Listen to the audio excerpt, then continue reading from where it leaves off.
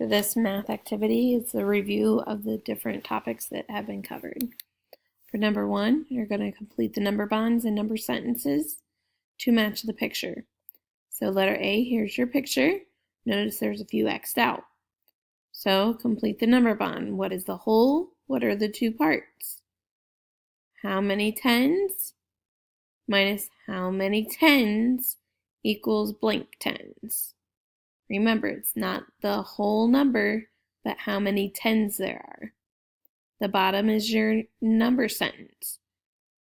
What is the first number? Remember, when you subtract, what number should come first? Blank minus blank equals blank. Letter B, same thing. This time there's none of them that are X'd out. So what's the whole? What are the two parts? This is one part, and this is the other part. For up above, the one's not X'd out, and these are the other part for how many are X'd out. So blank tens plus blank tens equals how many tens in all? Blank plus blank equals blank. Number 2, count the dimes to add or subtract. Write a number sentence to match the dimes. So these are for letter A and B, there are only dimes. Remember how much a dime is worth. So how many here? How much is this worth?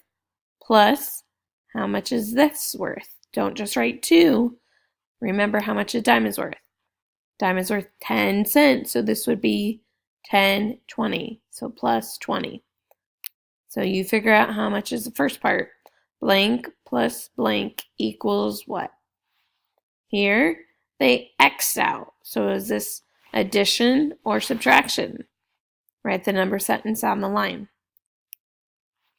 Number 3, fill in the missing numbers. So pay attention. Some of these are addition. Some of these are subtraction.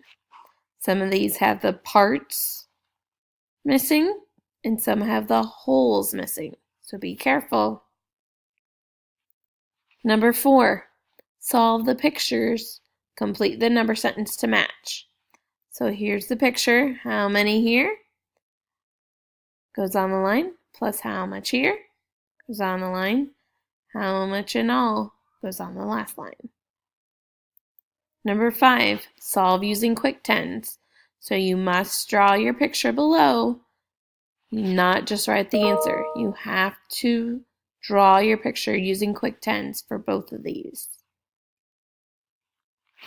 Number 6, solve using number bonds. Write the 2 number sentences to show what you did. So if you're able to do that, you know how to solve using the number bonds, do that. If not, just draw solving using quick tens.